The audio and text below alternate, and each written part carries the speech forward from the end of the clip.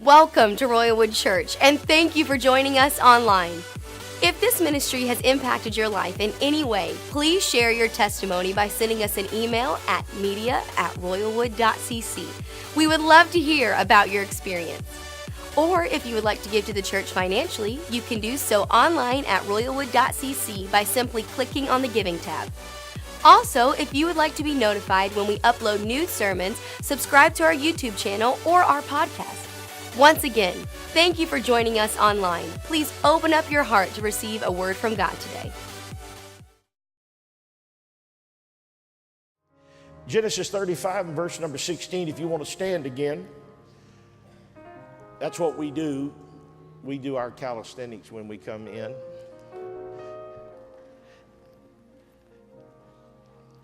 One night I got really excited about we was in the other building. I got really excited. The church was going on. Man, it's like everybody just sitting there. It's like, you ain't going to run, but I am. And buddy, I took off. Ran across the front. And as I took off running and got about halfway, Kyle Hicks jumped over me as I was going by. And all of a sudden I heard this pop sound. I thought he kicked me back here in my calf. And so when I put my foot down, it's like, he kicked me. He jumped over me and kicked me.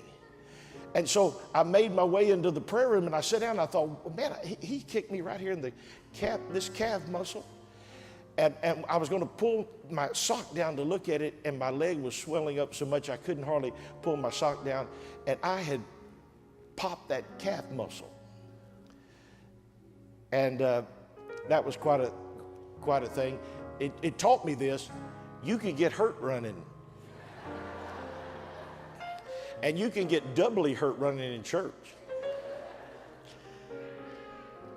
So I didn't just take off today. There was a couple of times my feet walked out, and then I had to bring it back in. I haven't done my stretches this morning. I hadn't pulled my hamstrings up, or hadn't done any of that. Here we go. Genesis 35, verse number 16. And they journeyed from Bethel, and there was but a little way to come to Ephraim, and Rachel travailed. She was very heavy with child, and she was in hard labor.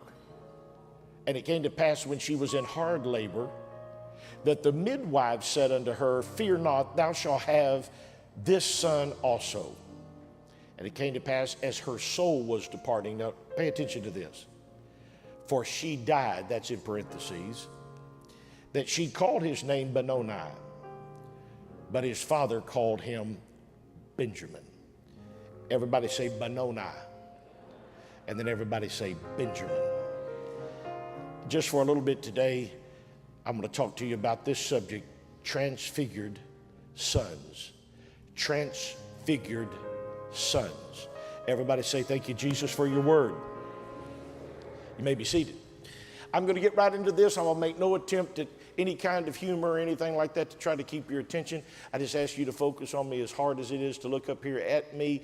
Just stay with me. This is a message from God to you, and I want you to get this without any filter at all today. I want you to have this. This was a story of a child being born at the cost of a mother's life. That's a tragic thing when we hear about that. It's not something that is as common today as it was back in Bible times when they didn't have all of the medicine and all of the knowledge of those things that we have today. So this is a tragic story. Rachel wanted children so badly. If you've ever studied Rachel's story at all, she could not have children, it seemed.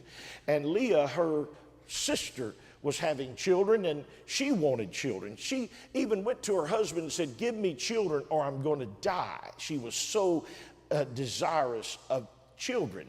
And so Rachel has given birth, and now she's fixing to give birth to another boy. Her husband Jacob is anticipating the arrival of this son. If you remember, he had children with Leah, but that wasn't what he expected. If you ever read this story, Leah was put in the place of Rachel without his knowledge at the time, and he ended up having to have her first as a wife instead of Rachel, but it was Rachel that he really loved. That's the story of Jacob. And so in that story, this is the anticipation of a child by this woman that he chose and that he loved so very much. And the first child that she had, she named him Joseph. What a story of Joseph's life, but she called him Joseph because it meant God has taken away my reproach. And then she said in these words at the birth of that first boy, and God shall add me another son. In other words, he's not over. I'm not finished with giving birth to children. And so this is a great story. Listen, God's taken away my reproach. He's given me Joseph, but I'm going to have other kids. There's other promises that God has for me. And then she's expecting this baby, and she goes into hard labor, and the midwife is there with her to try to help her with the delivery. And the midwife looks at her and says, don't be afraid, you're going to have this boy too, because she had prophesied that she would have another son. And so they believe that this is fixing to happen, and something went wrong in the delivery. I don't know exactly what happened. The Bible doesn't go into it. But in that, Rachel loses her life, and that baby is born. But in her dying moment, she says these words, call him Benoni. Call him Benoni. That's a strange word. It's a strange name. You don't hear it. People are not using it anywhere. Because Benoni means son of my sorrow. In other words, I know I'm dying. And this boy is going to be called from now on the son of my sorrow. I'm going to call him Benoni. Now, outside the door, maybe in the tent, I don't know exactly where Jacob was at the time. But whatever was happening at that moment, he knew that I'm losing the wife that I love. I thought this would be another child and then another child. And we had Joseph, and now we're fixing to lose not only her life, but where I'm going to be with a boy and he's going to be without his mother. And she's crying out in her dying breath, call him son of my sorrow. So what is Jacob going to do at this moment? What is he going to say at that time? What is he going to do with this thing that is causing such distress? This problem that he has now, the death of his wife, the circumstances that he cannot change. What is he going to do every day that boy comes home from school, or every evening when he goes to call him home to eat something, and he says Benoni, and he calls his name? It's going to mean son of my sorrow. At that moment, that dad did what only a father could do in Bible time.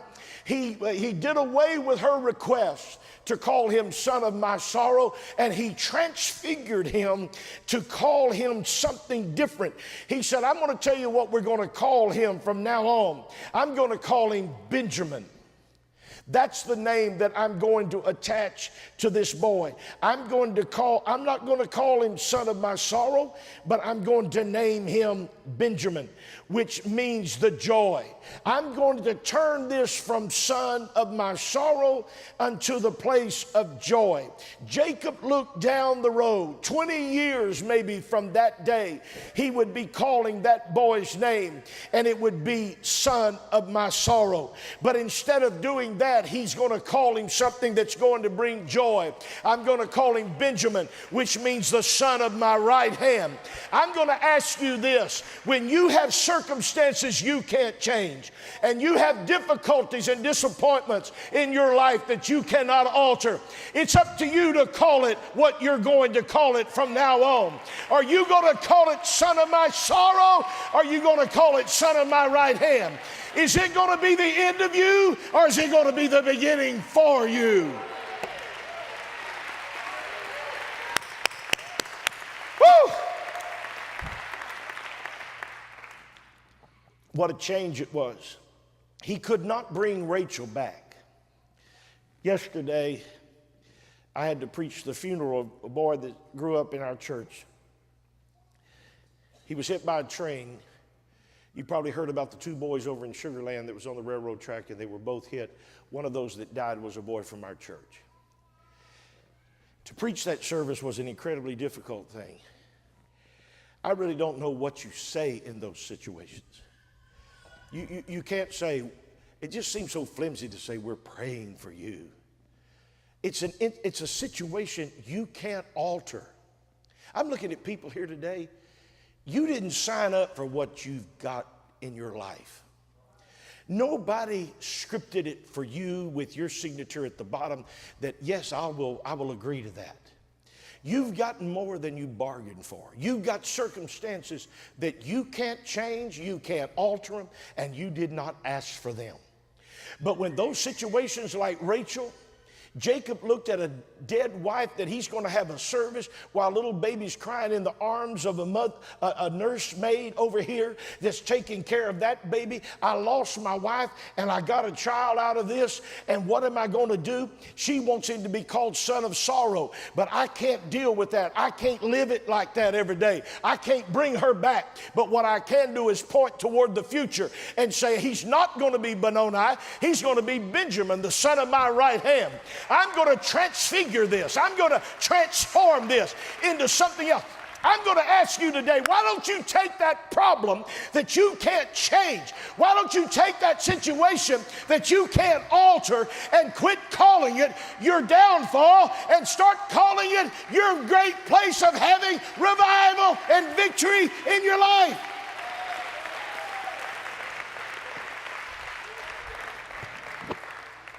Son of my right hand. Life has bitter disappointments. We used to sing it years ago. Life is filled with swift transition. I remember our kids used to say all the time, that's not fair. And that somebody got this or somebody got that. My father-in-law always used to say this when he'd hear him say it. He'd say, life is not fair. If y'all think life's fair, you just fell off of a planet somewhere, and we need to acclimate you to the real world. Life is so unfair. There's bitter disappointments in life. You do go to the doctor sometimes and you get the bad test. You do try to run and do something for God, and while you're in the process of running, you pop the calf muscle, and you were working for God. So I was doing that for the Lord. I never asked the Lord, why'd you let that happen when I was running from you? Because I was afraid he would say, I told you to exercise. I didn't know what he would do, so I didn't say anything, but I did it as unto the Lord. What bitter disappointment it was to lose Rachel. Father left with a son, but without a wife. It was heartbreaking. But Jacob felt and I believe I know this because of the way he changed the name of that boy, that God was going to transfigure the sadness for him. Years down the line, when the boy was being called in for supper, instead of son of my sorrow, it was son of my right hand. I can't bring Rachel back, but I can look at my problem in a different way. I can transfigure that circumstance and situation in the way I'm seeing it. How are you viewing your disappointment? How are you viewing life's difficulties? Things you can't change, things you can't alter, things you didn't sign up for, things you didn't plan on, things you didn't invite into your life that end up coming into your life. You can put on them Benoni, son of my sorrow, and every day that you talk about it, it'll just be another way of feeling like you're going through another thing altogether. Or you can look back and say, it's son of my right hand, because at that moment I realized that if I get out, God's going to bring me out. And God has never left me. He's never forsaken me. He's always been there with me. I'm asking you today to take and change your circumstance, the name of the thing you're talking about all the time. How do we react to our disappointments? Do we call him son of sorrow or son of our right hand? What became of the transfigured son, Benjamin? There's people in our church with the name Benjamin. I've never pastored a Benoni. That's a name you don't hear about. Number one, it's just not a cool name, is it? You know what would happen? People would call you Bo. They'd probably shorten it down. And then if the teachers were calling your name, have you ever had this happen to you? If somebody, a teacher or the doctor or somebody's calling you back because you bought something and they never pronounce your name right. Mr. Bo Nani?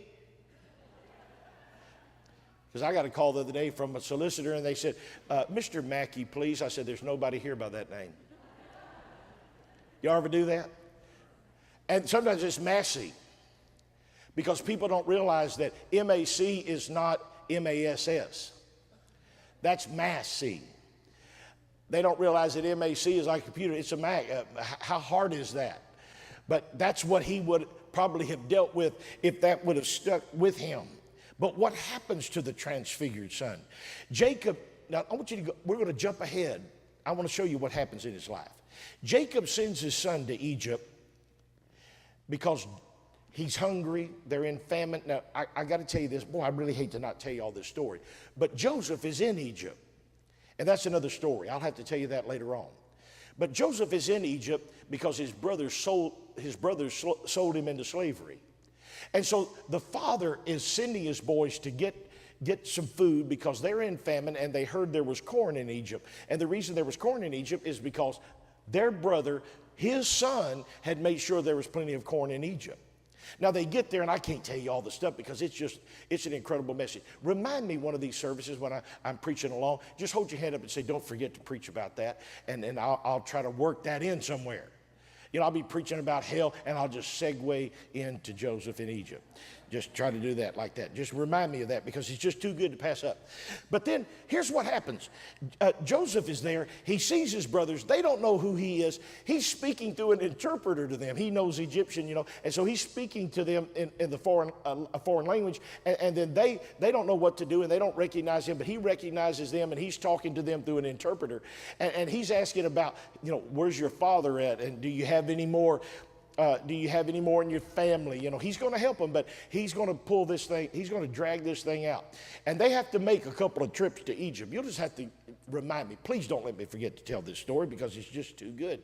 And I know right now you're thinking, man, I don't care about lunch. I just go ahead, Pastor, tell it. But I'm not going to do it. I just can't. But here's what happened with this. He says, do y'all have anybody else? Yeah, we have a brother at home, but Dad wouldn't let us bring him. Well, the next time you come, you got to bring him because I'm holding somebody else hostage here until you bring that other brother with you. It was Benjamin. See, this is the way it was. Joseph and Benjamin had the same mother. The other brothers didn't. And so when he realized that my brother, my little brother, is at home, I want to see my little brother. Well, Dad's not going to let little brother come because that is the one where he lost the wife that he loved so dearly. And so that boy was precious because every time he saw him, it reminded him of Rachel.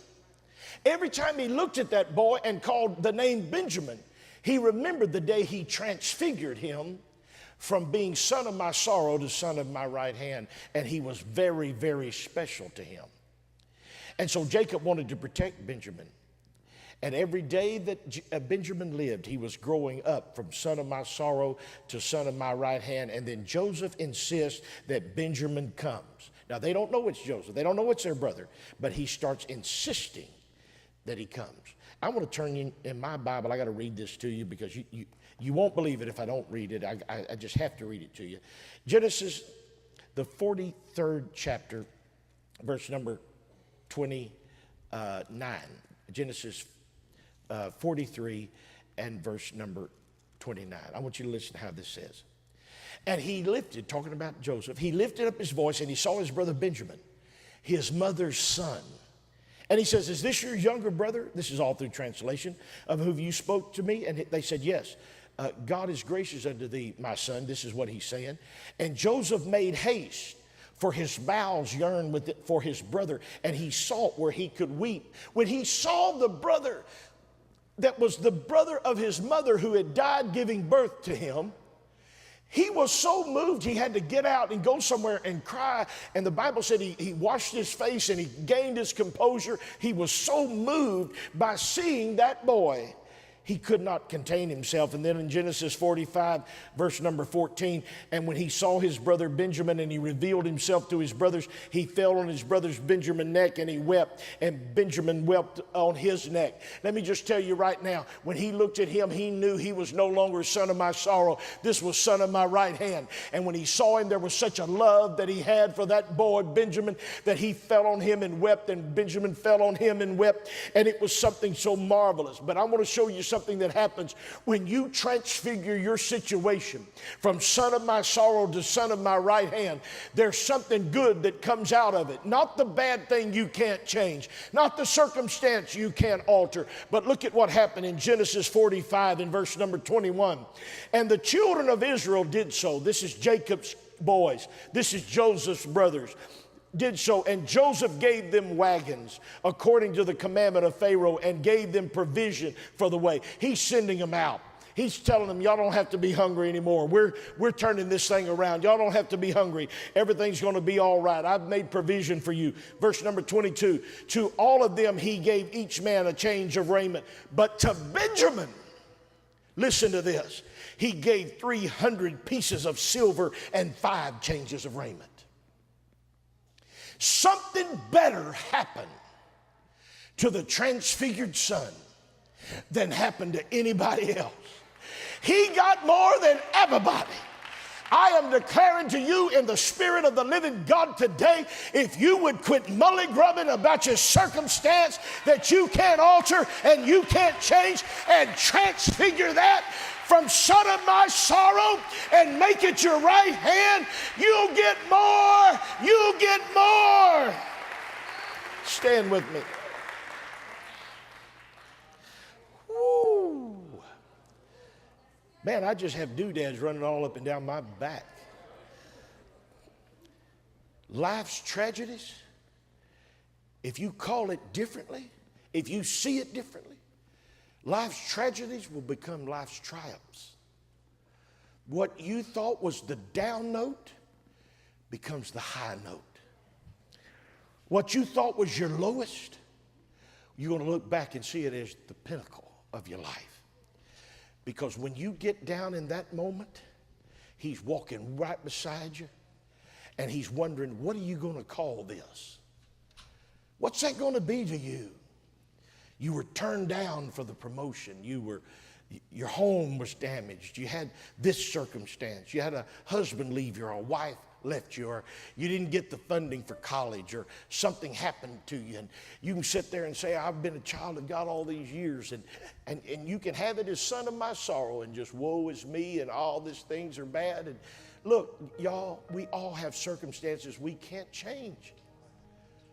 I wished I could. I wished I could just go back and alter it all things for you. But the only person that had the power to call it something different was that dad that was standing there that had a personal stake in that little boy that was crying, and they were cleaning him up on the table next to the body of a dead mother. And that dad looking in the face of that little boy crying, remembering those dying words of Rachel, he's the son of my sorrow.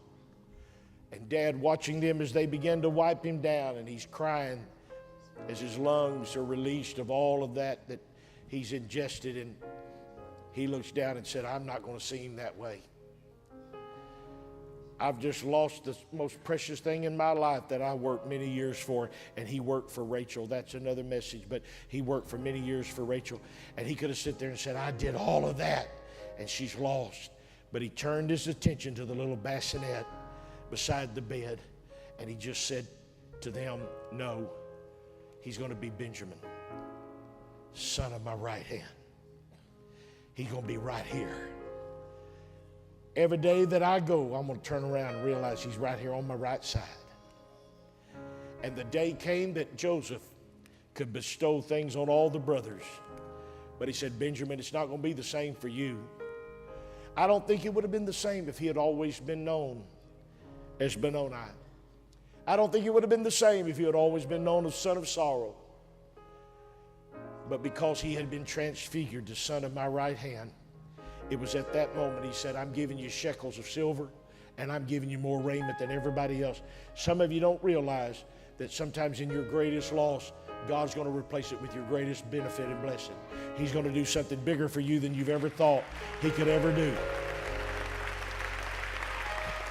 If you're in this building today and you want God, you need God to do something for you. There's just some answer. There's just some message. Or maybe you would just like to wipe out all of that stuff in your eyes that has happened in your past. You've got abuse in your past. You've got people have lied on you. Your life has not been an easy journey. If you're in that situation, it's time for you to look at it differently. It's time for you to get a name change to it. Instead of always saying, you know, when I had my issue back there, turn around and said, you remember then when my life really took a good turn is whenever I came through that situation. If you've got that, come on down to the front with me and let's just hold our hands up and say, God, let me call it what I need to call it.